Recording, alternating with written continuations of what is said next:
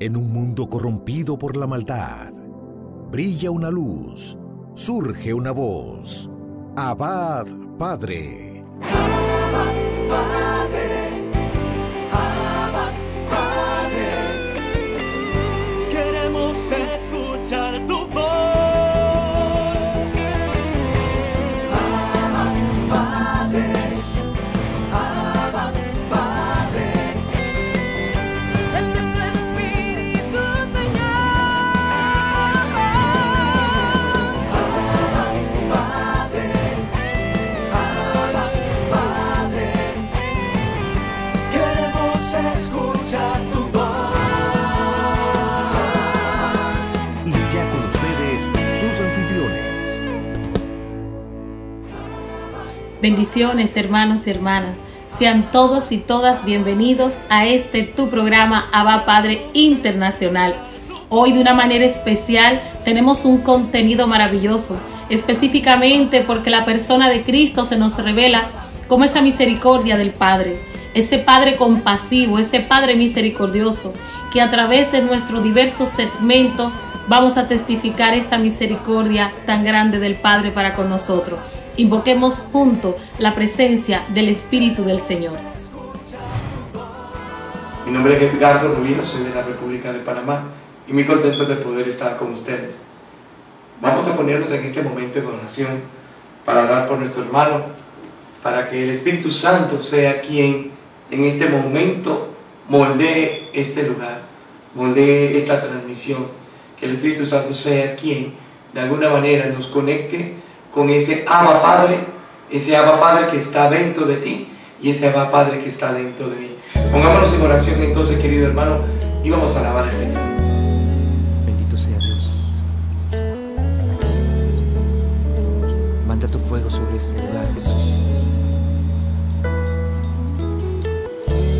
Hazte presente, Señor, como en tiempo de Pentecostés. Santo Dios. Cuando estoy sentado ante tu presencia, siento un fuego que me abraza en todo mi ser. Tu espíritu me llena de tu gracia y solo queda levantar mis manos. Fuego que quema, fuego que abraza, que traspasa la frontera de mi alma. Fuego que quema, fuego que abraza.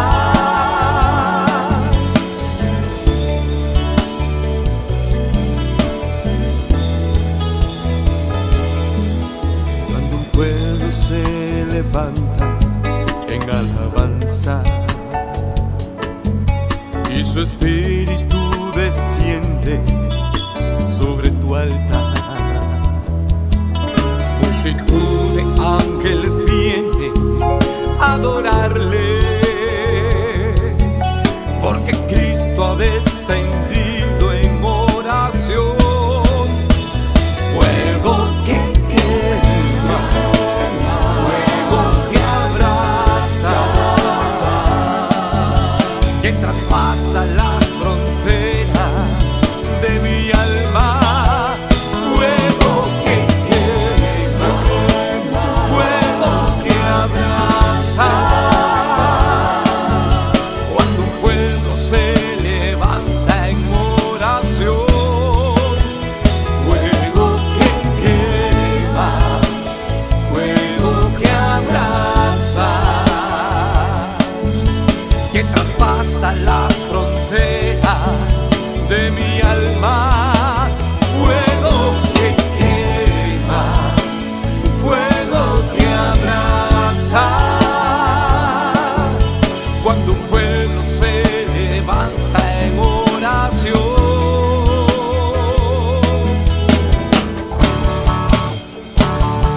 Gloria a tu nombre, Señor.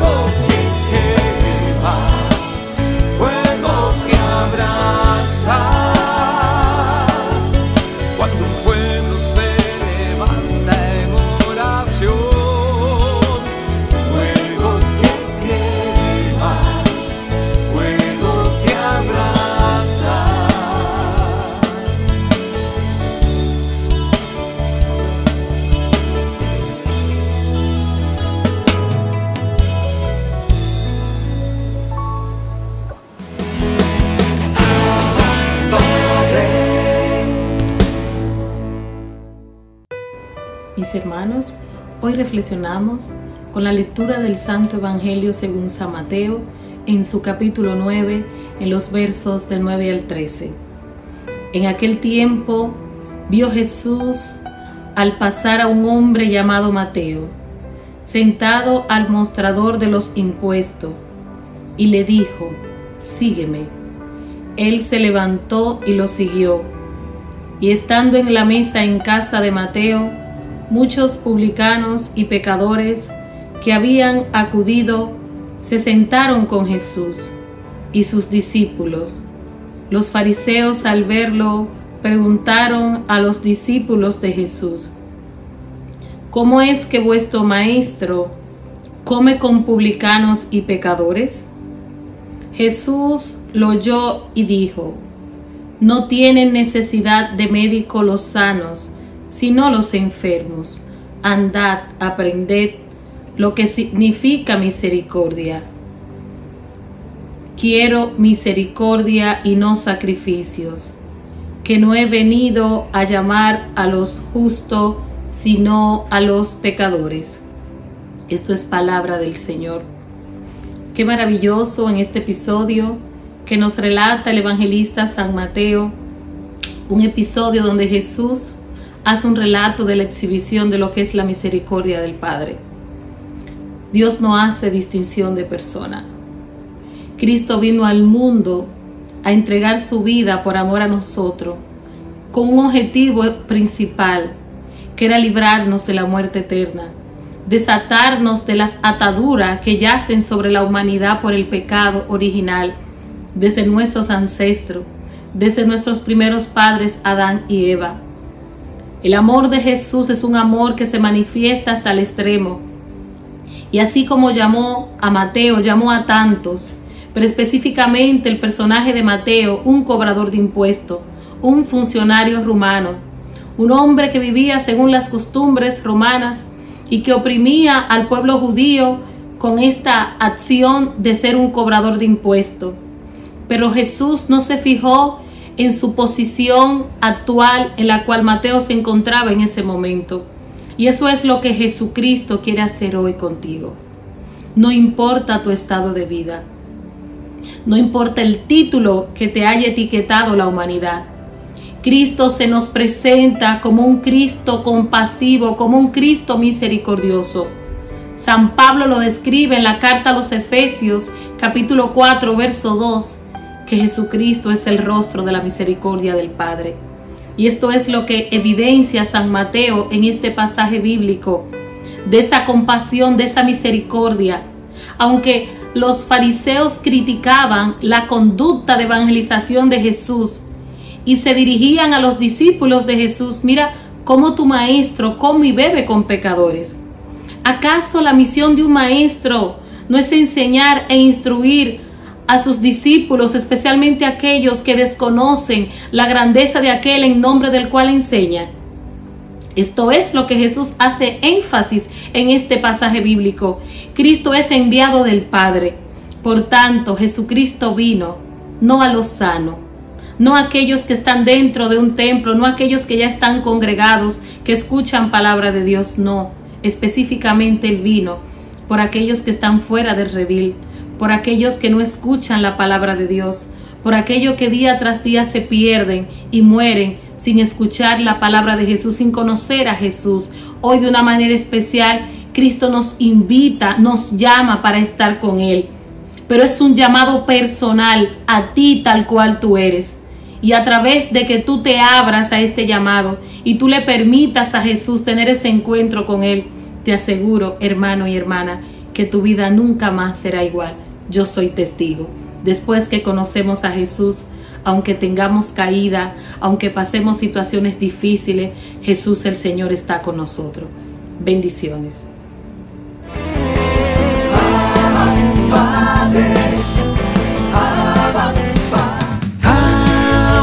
Padre es la revista digital disponible para ti, gratis y mensual. Busca Búscale y comparte la revista digital Abba Padre con temas relevantes para una nueva evangelización con alegría y ardor. Abba Padre, el medio espiritual más completo, práctico y actual para apoyar, animar y difundir la obra santa de los evangelizadores hispanoparlantes de hoy. Gratis y mensual, Abba Padre, la revista digital.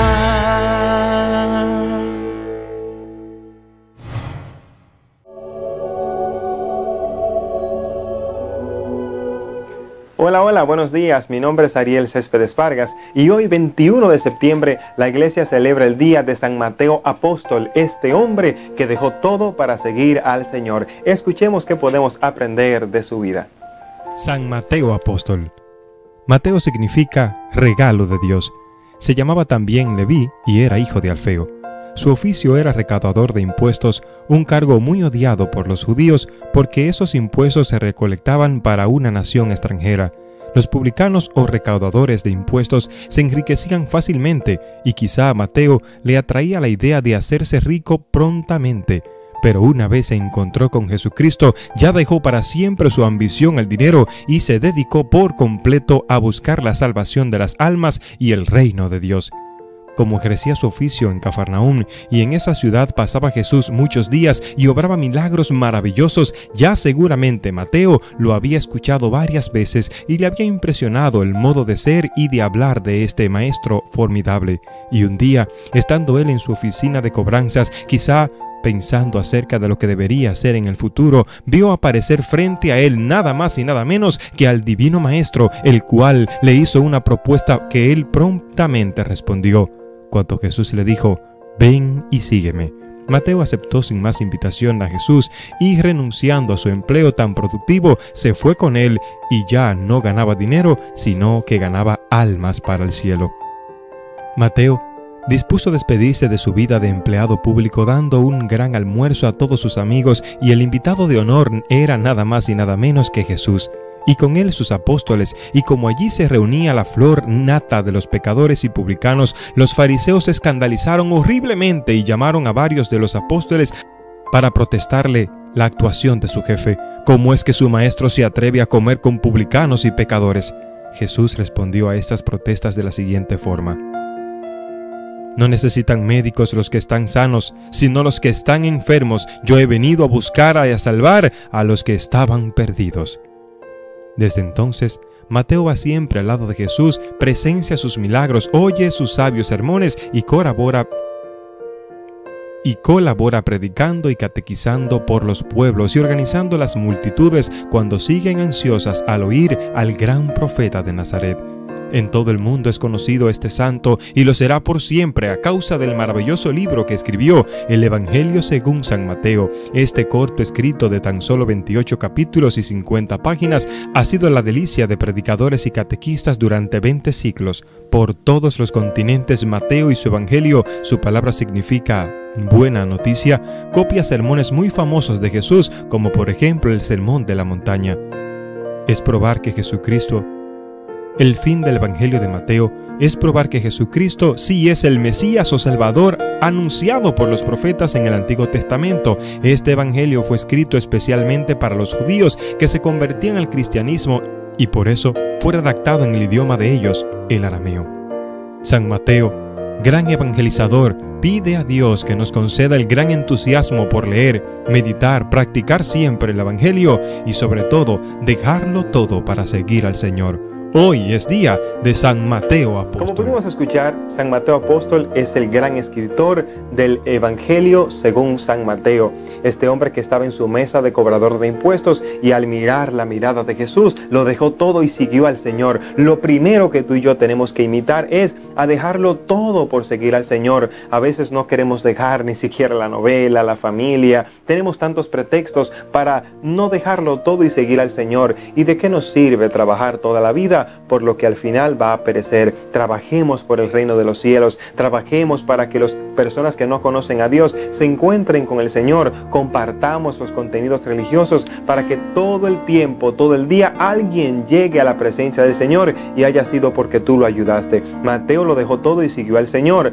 ¿Y tú qué vas a dejar? ¿Vas a dejar el Facebook? ¿Vas a dejar el Instagram? ¿Vas a dejar Netflix? ¿Vas a dejar el WhatsApp? ¿Qué tienes para dejar hoy para seguir al Señor? Ojalá que tú y yo podamos desprendernos de algo hoy para ofrecérselo al Señor. Que Dios te bendiga, que Dios te guarde y que nos ayude a imitar la vida de los santos y sobre todo para ver su fe y así tú y yo poder llegar a la salvación. Como diría San Agustín, si este o aquel pudo ser santo, ¿por qué yo no puedo ser santo? Que Dios te bendiga.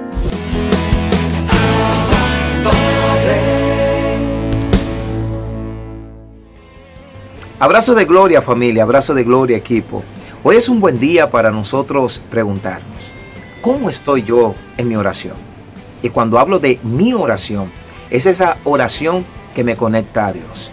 Esa oración que tiene que ser 9-1, 911, 9A. Ya, siempre estar activa en nosotros.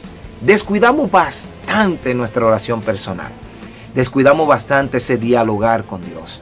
Nos aferramos a otras cosas y no a un comunicar, a un hablar, a un charlar, a un tener esa conectividad con Él.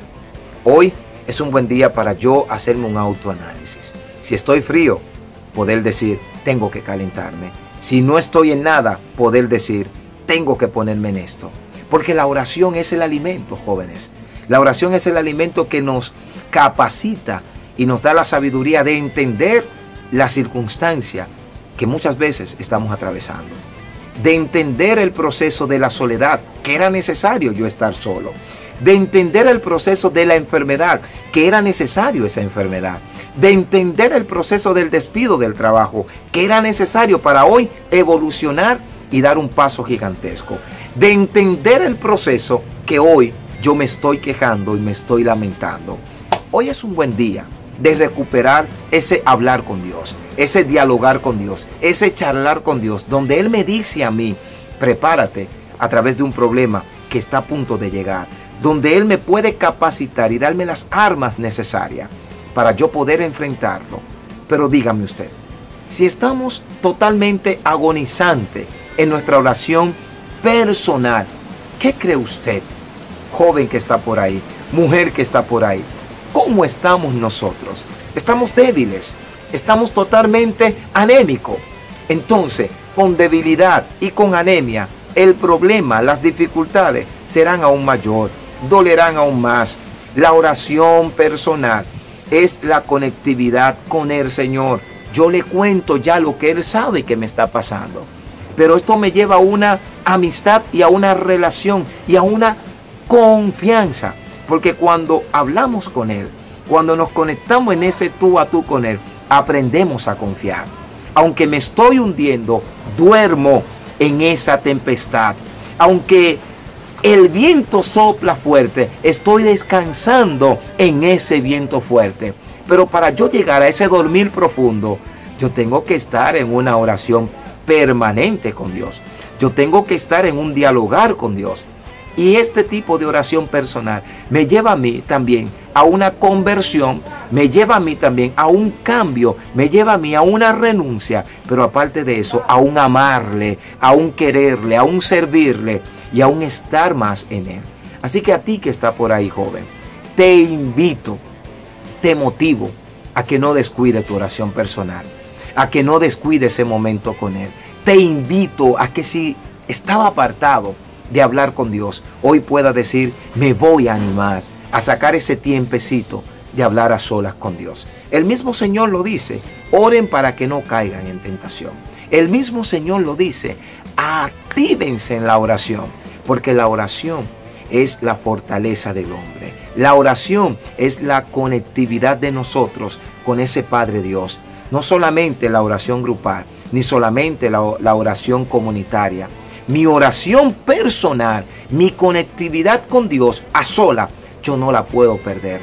Tú no la puedes perder. Si la habías perdido, recupérala en el nombre de Jesús. Si te había apartado, acércate en el nombre de Jesús. Si estaba frío, caliéntate en el nombre de Jesús. Pero saquemos ese tiempo para hablar con Dios. Saquemos ese tiempo para conectar con Dios.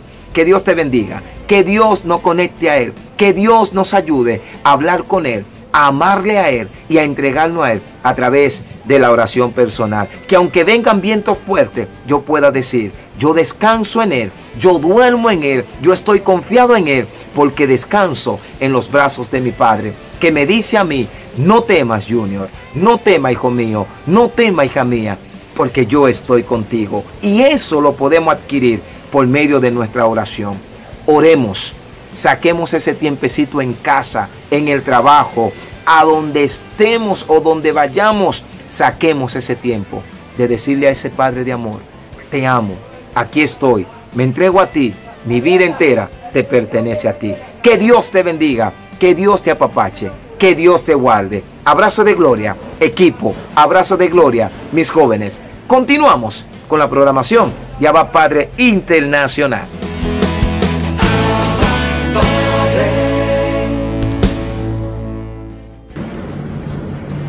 Mis hermanos, bienvenidos una nueva vez a Momentos de Teología.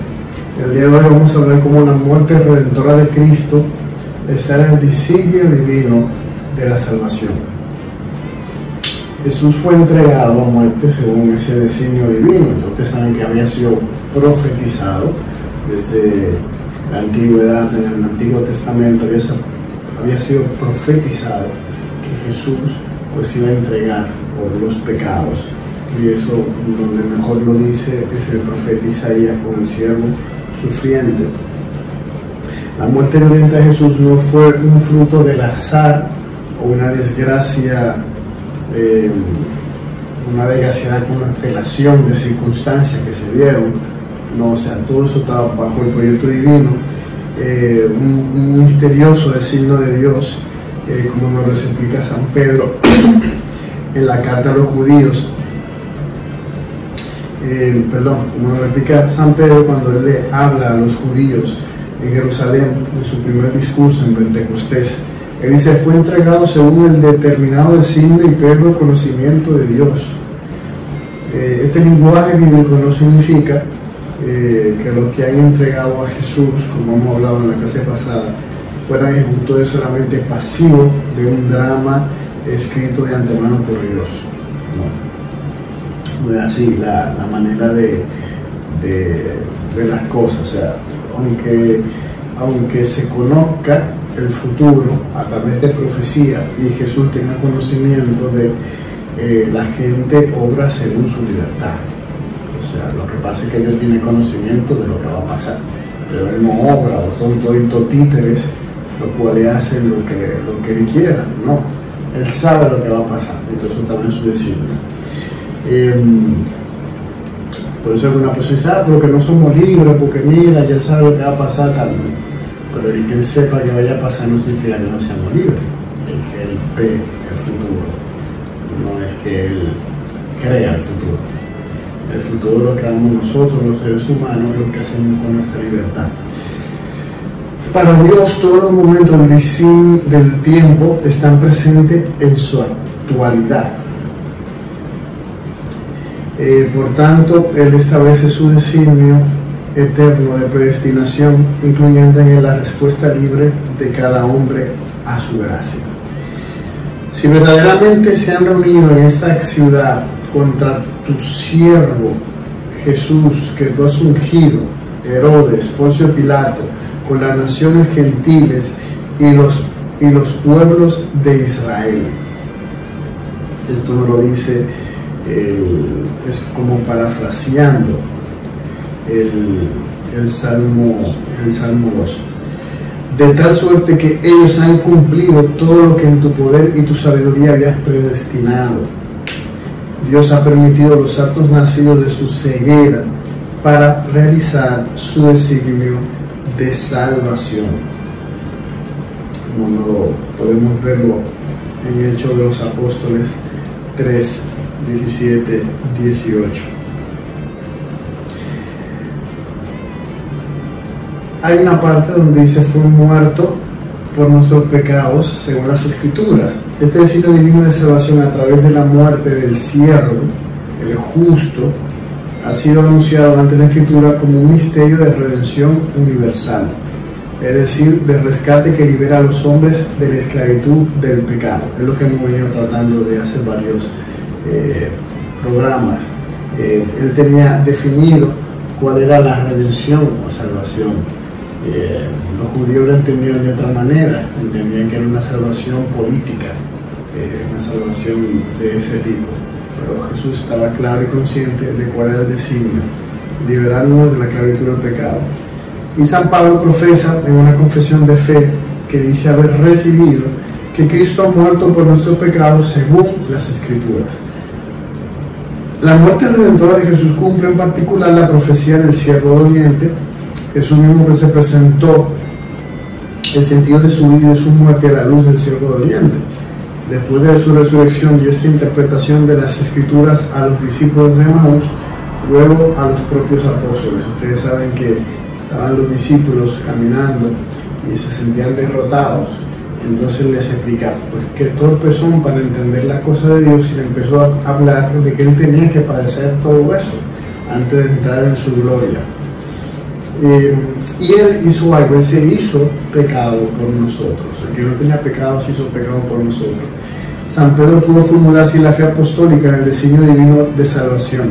Habéis sido rescatados de una conducta necia heredada de vuestros padres, no con algo caduco, oro o plata, sino con una sangre preciosa, como de cordero sin tacha y sin mancilla, Cristo, predestinado antes de la creación del mundo y manifestado en los últimos tiempos a causa de vosotros.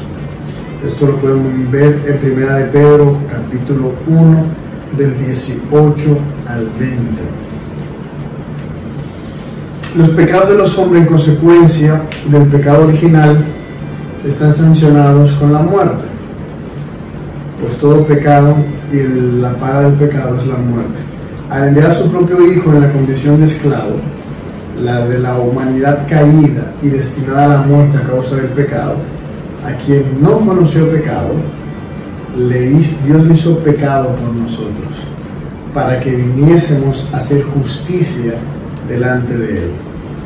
Jesús no conoció la reprobación como si Él mismo hubiese pecado, pero Él, en el amor redentor, se le unía siempre al Padre en sus designios y nos asumió desde el alejamiento con relación a Dios por nuestro pecado, hasta el punto de decir a nuestro Padre como en su nombre desde la cruz: Dios mío, ¿por qué me has abandonado?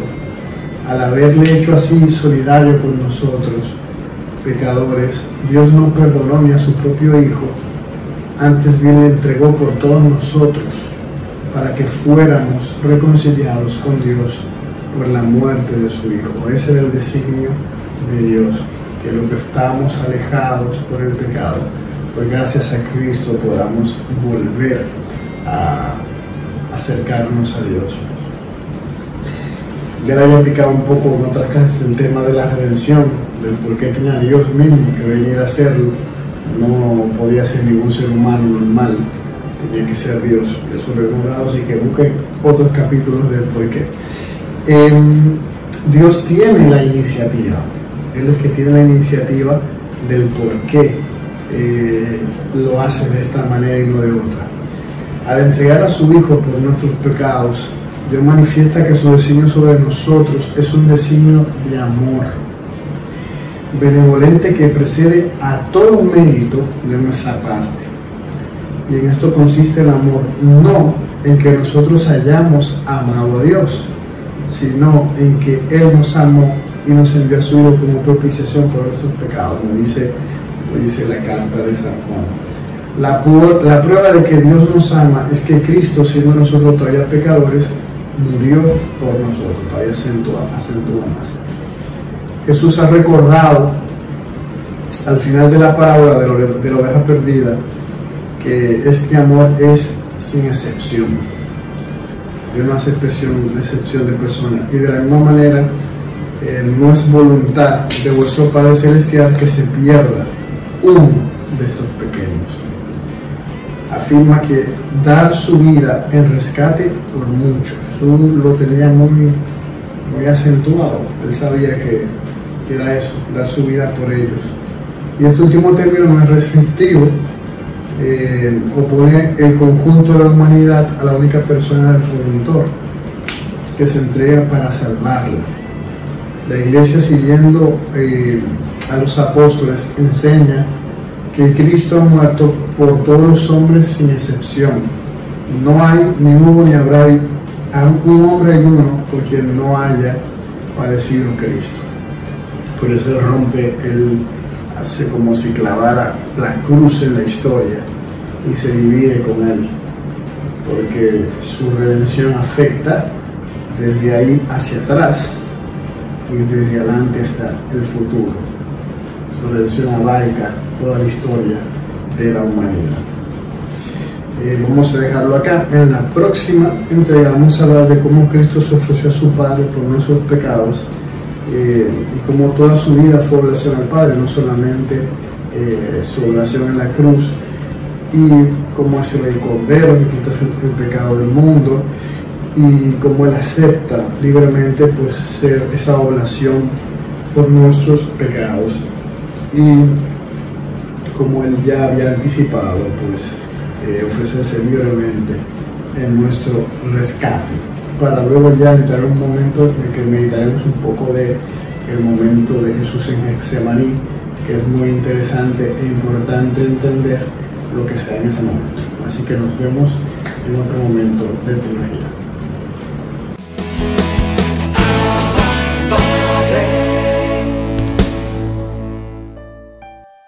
¿Qué tal, mis hermanos? Qué alegría pues tener el privilegio, el gozo de poder compartir contigo esta cápsula bajo el manto de María. Para mí es una alegría porque hablar de la Virgen María, hablar de la Inmaculada, hablar de la Madre de Dios, hablar de la Madre de la Iglesia, hablar de la siempre Virgen María, hablar de mi madre, es un privilegio.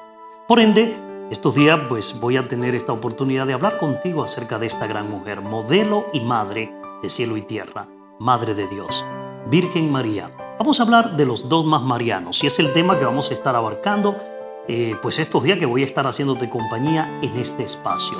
En primer lugar, hermano, hay que afirmar y decirlo que mucho de lo que nosotros afirmamos sobre la Virgen María ha nacido de los concilios, y de esos concilios han nacido precisamente en discernimiento los dogmas marianos.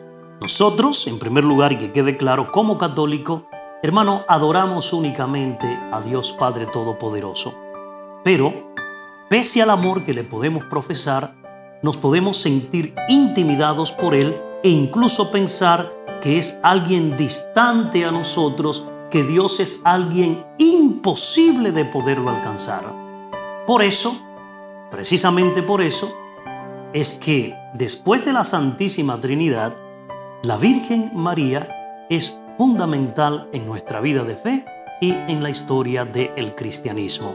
Y además de su ejemplo de vida y de las muchas enseñanzas que podemos desprender de su testimonio, su rol, los atributos que Dios le concede y su constante intercesión en medio de la historia, la convierten no solamente en un personaje histórico digno de ser estudiado, sino que en algo mucho más grande.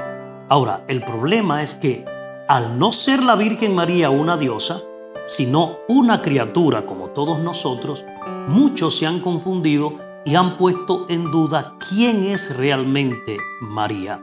Y por esa razón, nuestra Santa Madre Iglesia Católica a lo largo de los siglos ha ido desarrollando una rama de la teología que ha denominado Mariología. Durante la historia de la Iglesia se han discernido y se han decretado 4 dogmas marianos. No en el orden, voy a mencionarlo. Tenemos la Inmaculada Concepción de María, tenemos la Virginidad Perpetua de María, tenemos la Asunción de la Virgen María y tenemos la Maternidad Divina de María. Por eso, en el día de hoy vamos a hablar acerca breve, porque son unos minutos, del primer dogma mariano, María, la Madre de Dios. En primer lugar, María concibió y dio a luz a la segunda persona de la Trinidad según la naturaleza humana que Él asumió. María entonces es verdaderamente la Madre de Dios. Entonces, podemos plantear una pregunta.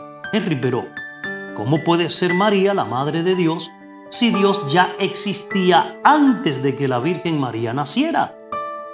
Hermano, como respuesta, si nosotros nos vamos al diccionario, vamos a encontrar que madre es la mujer que engendra. Se dice que es madre del que ella engendró. Por ende, según lo que dice el diccionario, si yo acepto que María es la madre de Jesús y que Jesús es Dios, entonces María, hermano mío, hermana de mi alma, es madre de Dios. Ahora, lógico, no podemos confundir entre el tiempo y la eternidad, porque María obviamente no fue madre del Hijo eternamente, no. Ella comienza a ser madre de Dios cuando el Hijo eterno quiso entrar en el tiempo y hacerse hombre como nosotros. Ahora, para hacerse hombre es un misterio. Quiso tener madre. Gálatas capítulo 4, versículo 4, dice San Pablo: al llegar la plenitud de los tiempos, envió Dios a su Hijo, nacido de mujer. Por ende, Dios se hizo hombre sin dejar de ser Dios. Por ende, María es madre de Jesús, Dios y hombre verdadero.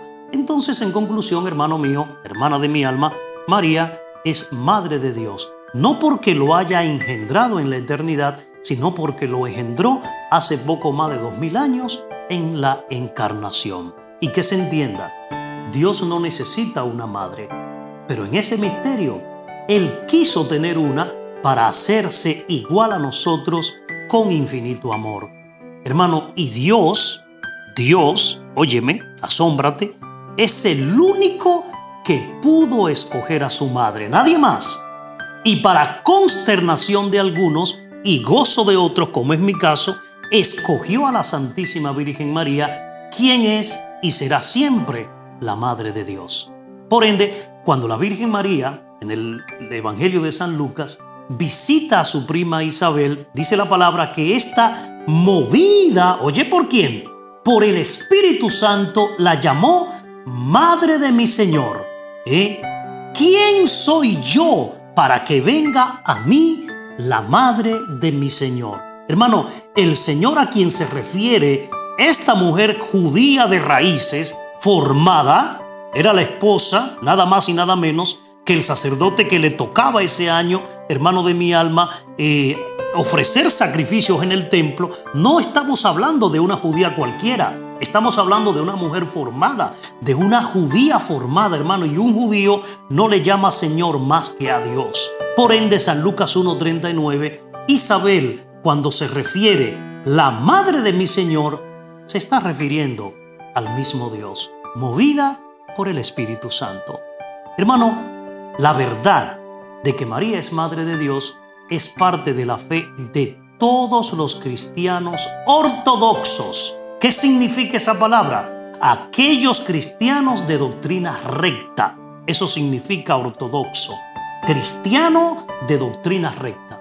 Hermano, y esto fue proclamado dogmáticamente en el Concilio de Éfeso en el año 431, y este es el primer dogma mariano. Concilio de Éfeso, año 431, se llevó a cabo el Concilio de Éfeso, donde se ha proclamado oficialmente que María es la Madre de Dios. Por ende, desde un comienzo la Iglesia enseña que en Cristo hay una sola persona, la segunda persona de la Santísima Trinidad. Y María no es solamente madre de la naturaleza del cuerpo, pero también de la persona, quien es Dios desde toda la eternidad. Por ende, cuando María, y concluimos, cuando María da a luz a Jesús, hermano, dio a luz en el tiempo a quien desde toda la eternidad era Dios. Así como toda madre humana, que no es solamente madre del cuerpo humano, sino de toda la persona, así María dio a luz a una persona, Jesucristo, que es ambos, Dios y hombre verdadero. Entonces, según el Concilio de Éfeso, es un dogma que yo lo creo, lo defiendo y lo vivo. Ella es la Madre de Dios, le duela a quien le duela. Hermano, y la ortodoxia, repito, doctrina recta de la enseñanza de la Iglesia, me enseña que Jesús es una persona divina. No son dos personas. Jesús tiene dos naturalezas que es diferente. Es Dios y es hombre verdaderamente. Por ende, María es madre de una persona divina y por lo tanto, le duela a quien le duela, es la Madre de Dios. Madre mía y Madre de la Iglesia, Madre de todos los hombres. Ojalá que también tú la aceptes como Juan el discípulo amado y te la lleve contigo a tu casa. Un abrazo y será hasta la próxima cápsula. Un abrazo y bendiciones mil. Chao, chao.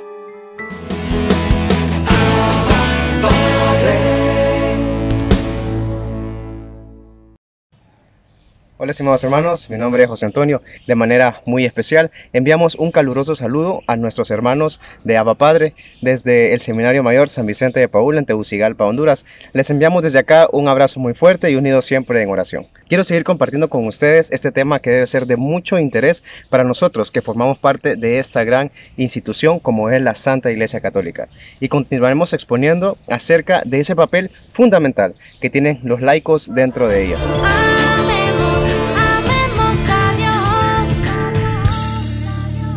Y para dar inicio con esta minúscula catequesis, empezaremos haciendo memoria del documento de la Iglesia llamado Lumen Gentium, en el numeral 33, donde nos menciona: incumbe a todos los laicos colaborar en la hermosa empresa de que el divino designio de salvación alcance más a todos los hombres de todos los tiempos y de todas las tierras. Ábraseles, pues, camino por doquier, para que a la medida de sus fuerzas y de las necesidades de los tiempos, participen también ellos celosamente en la misión salvadora de la Iglesia. Dicho esto, es deber de los seglares ser evangelizadores y no únicamente sujetos pasivos de evangelización. Cuando hoy el mundo sigue caminando y colaborando en la misma historia salvífica, se hace necesario presentar personas no consagradas, mujeres, hombres, de un talante tal que al margen de su estado civil y profesional, sin reduccionismos, sean capaces de entregarse y contribuir a tan hermosa misión, sintiendo la suya, haciendo la suya y en plena comunión y oración de acción con sus pastores, potenciando al máximo toda la riqueza de la Iglesia para decir a los hombres que Dios los ama. ¿Y por qué los laicos debemos ser esa parte fundamental de la Iglesia? O mejor dicho, ¿qué y quién nos otorga dicha misión? Empezaremos por darle significado a la palabra laico. ¿Y qué es laico? El laico es un bautizado, es un miembro del pueblo de Dios. Los laicos son los fieles consagrados que participan activamente del triple ministerio de Cristo. ¿Y cuál es ese triple ministerio? Ese triple ministerio es ser sacerdote, profeta y rey. ¿Y cómo lo interpretaremos? Lo interpretaremos de la siguiente manera. Sacerdote. Al revalorizar la participación del laico en el sacerdocio de Cristo, no se trata de que se relacione con Dios a base de un culto ritual o de sacrificio, sino que el laico debe estar unido a Dios a través de su propia vida, en la oración, en el apostolado, en el sufrimiento, en la entrega, en la convivencia familiar y social y sobre todo en los sacramentos, especialmente la Eucaristía. Profeta. Estamos llamados al anuncio de Cristo, a su acción salvadora en la historia, y esto por medio de la palabra, pero sobre todo por el testimonio de vida desde el lugar que cada uno le toque vivir. El que está unido a Cristo se va configurando a Él y se hace anuncio suyo para los demás. Este vivir con Cristo no es algo momentáneo y transitorio, sino es una oración permanente, una constante, una armonía existencial. Al tener a Cristo como camino, verdad y vida, cada decisión puntual, cada acto concreto, cada decisión interpersonal debe estar presidida por esa opción fundamental y permanente que compromete toda la existencia. Rey.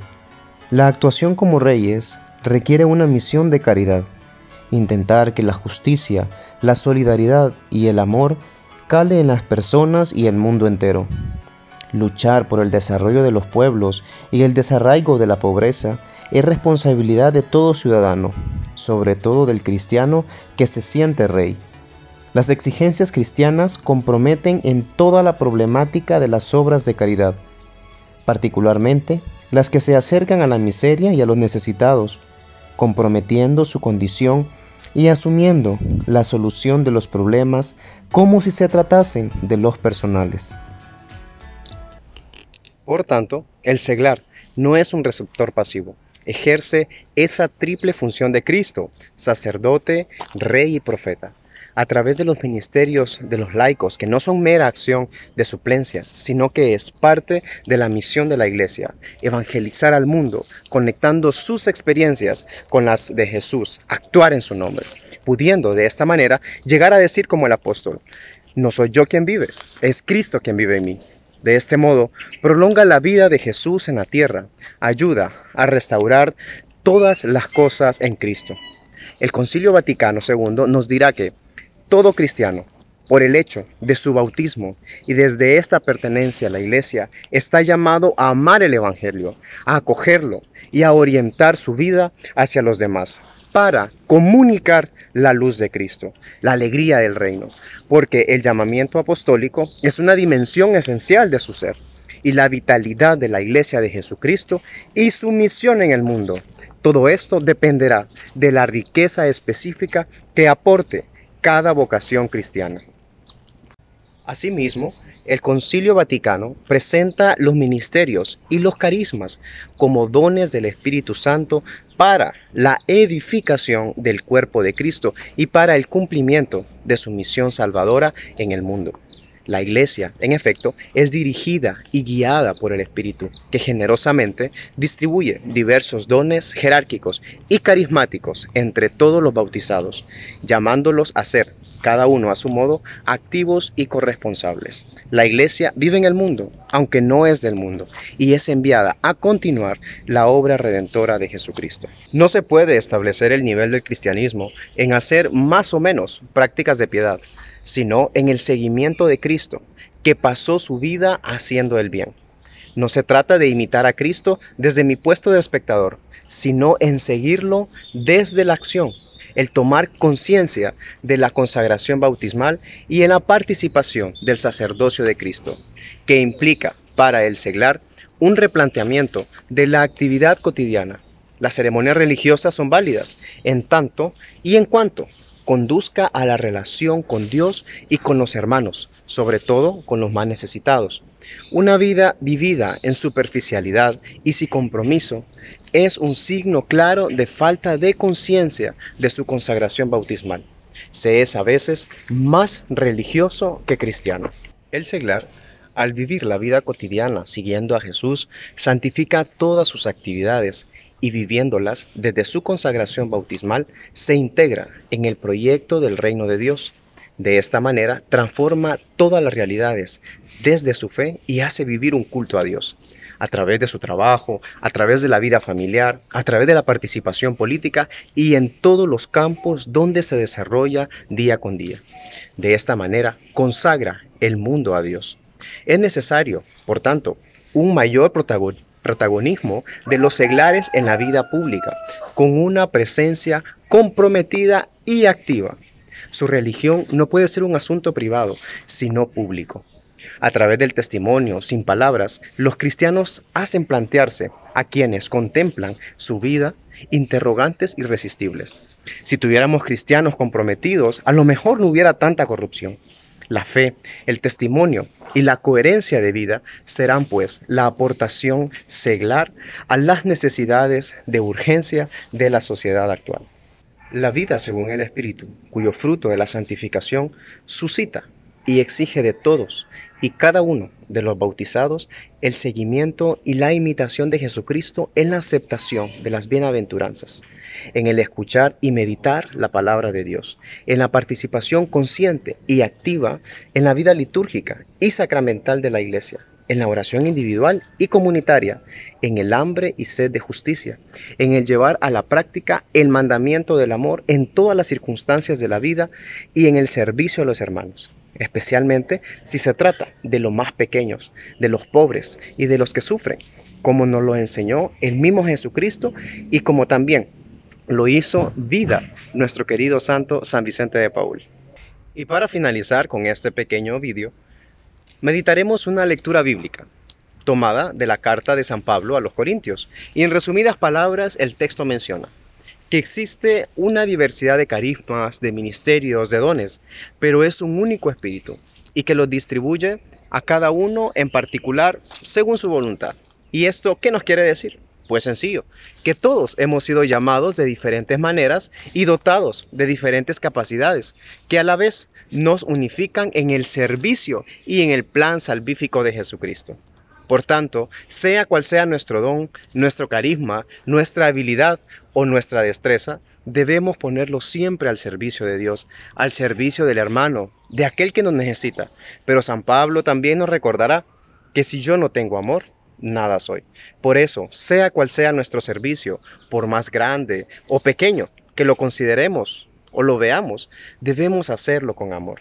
No olvidemos que al final no seremos juzgados por cuántas horas pasamos hincados rezando o a cuántas misas o fiestas de guardar dejamos de asistir, sino más bien que seremos juzgados desde el amor. Tuve hambre y me diste de comer, tuve sed y me diste de beber, estaba desnudo y me vestiste, enfermo y me visitaste. Pues bien, queridos hermanos, hoy el Señor nos viene a dar ese aliento y ese ánimo para empezar a ser protagonistas de esta historia de amor. No nos quedemos sentados como simples espectadores, levantémonos y seamos desde ahora sacerdotes, profetas y reyes para engrandecer esta iglesia que tanto nos necesita, porque la mies es mucha, pero los obreros son pocos. Y al ejemplo de María, una verdadera seglar comprometida, pongámonos en pie y vayamos a servir sin hacer más larga la espera.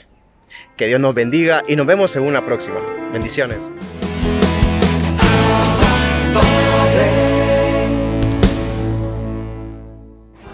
Así despedimos tu programa Abba Padre Internacional. Te invitamos a que no te quedes callado, a que comparta con tus familias, con tus amigos y demás contactos esta buena noticia. Jesús es el Señor y la persona del Padre se nos revela a través de Cristo.